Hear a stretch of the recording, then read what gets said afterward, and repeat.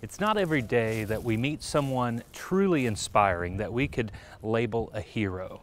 And today I'm getting ready to sit down with someone that truly is inspiring, that has a powerful story that encompasses both overcoming and persevering. So stay tuned and watch.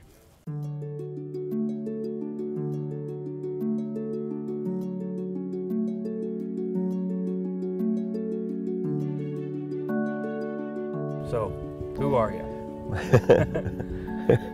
My name's Matthew Johnston. I'm 52 years old this year. I've been building houses all my life except for 4 years when I went in the Marine Corps at a young age, buying the house that I was born and raised in from my mom. I've got 6 children. 3 boys, 3 girls, just like the Brady Bunch. I've got 8 grandchildren, 4 boys, 4 girls. We try to keep everything balanced here. Had a life-changing experience last year. We thought we had a stroke. Our left side started shutting down, and I knew that if I went in the hospital and it was a stroke, the money was over for my family. I trained myself for my left side to work, and I was working alongside one of my best friends, and he said he never knew. I could tell. You really had to think to make the left side move. Finally, it got so bad I couldn't control it anymore. Went to the hospital on a Wednesday morning, told the gentleman that I thought I'd had a stroke. He done the test, ran all the blood work, come back and told me no stroke. He got me over, done a brain scan, diagnosed me with lung cancer, and it had already moved into stage 4.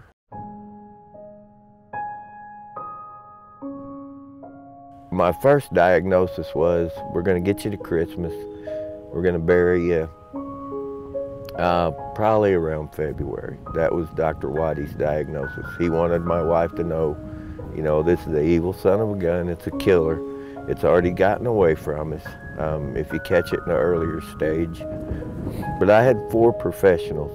Only one of them was a pure scientist. The other 3 were, they were God-fearing men. And one of them told me one day that unless Bill or Bob decide to run the stop sign and take me out, we might be fighting this 22 years from now. What were the feelings and emotions that you felt when he said, no, it's not COPD, it's not a stroke, you've got lung cancer and you've got some spots on your brain? I was trying to hold it together for my wife. I've never seen her fall apart like that. We had bought this house, and you know how you're wanting to do this and you're wanting to do that. We had a brand new grandbaby, and everything it stopped.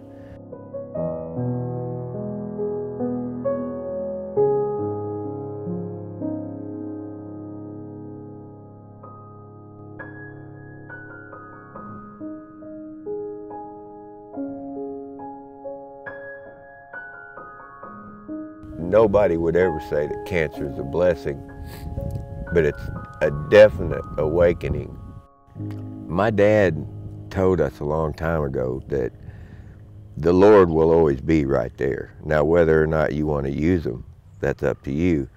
He told us just how easy life was, you know. There's no, it's black and white. There's no gray in there. If there's gray in there, you're putting it in there. And that's what this cancer does. This disease carries 2 things with it. One of them is just a destroyer of men. But it also carries a magnet that draws people together. Would you say at this point, you know, reflecting over your life, do you have any regrets? The only regret that I have is that it took cancer to open my eyes the way that they're open now. Me and my wife have spent 22 years together, and it could have been like this. the little fights and the little aggravations, they're here, but they're non-existent compared to what they were. Every time that I've talked to you, you end up inspiring me and giving me hope, and I'm not dealing and battling cancer. And so that's where, you know, I would love for you to share your recipe that you've found. Somehow, you know what, I'm sure some of it came from God, some of it has come from the inspiration from your family, but you know, what is it that gets you out of bed every morning? I think it's just my grandchildren and my children. Like I said, we got 2 brand new grandbabies, and then my wife, you know, I told my wife the other day, if we lose tonight, we won. We've never been this close.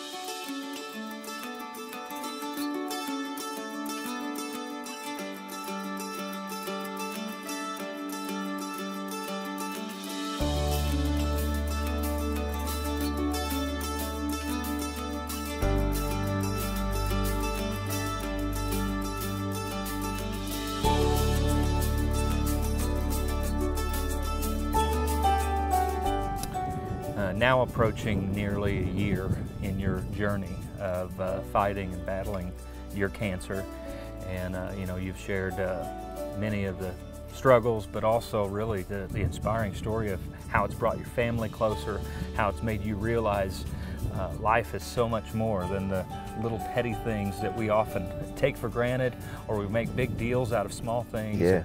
And but you know, there's a lot of people maybe watching this that's just recently has gotten a diagnosis, just like you did back on that June day, you know, where literally your life flashed before your eyes. Many of their lives are flashing before their eyes. What words of hope or encouragement might you have for someone that's going through the same thing you are, and they're just now finding out? Never give up. That cancer center up there is so, it's just so uplifting, inspiring. At the end of it, they have a ceremony.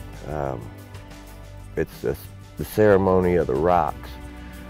And there's a rock garden in the back. It's awesome. I helped build that place and had no idea that that was back there. They give you a little rock and you write something on that rock and you put it down there in the rock garden. You go out there and see all of these rocks in this garden of what people wrote on them, and that's what I did. I wrote Semper Fi, which in the Marine Corps, Semper Fidelis is always faithful. I wrote Semper Fi, and I wrote never give up. And I haven't gave up. My family, every time I start to give up, are right there. You know, you've shared some of your wishes, you know, we'll call them bucket list items. You know, have you, I'm sure, you know, going fishing with the grandson and some of those things. You know, are there other things that you've thought or maybe shared with your family, you know, before I take my last breath, I sure would like to do these things? I don't want my wife's roof to leak. I'd like for her to be able to put her head down, not worry about where she's going to put it down at.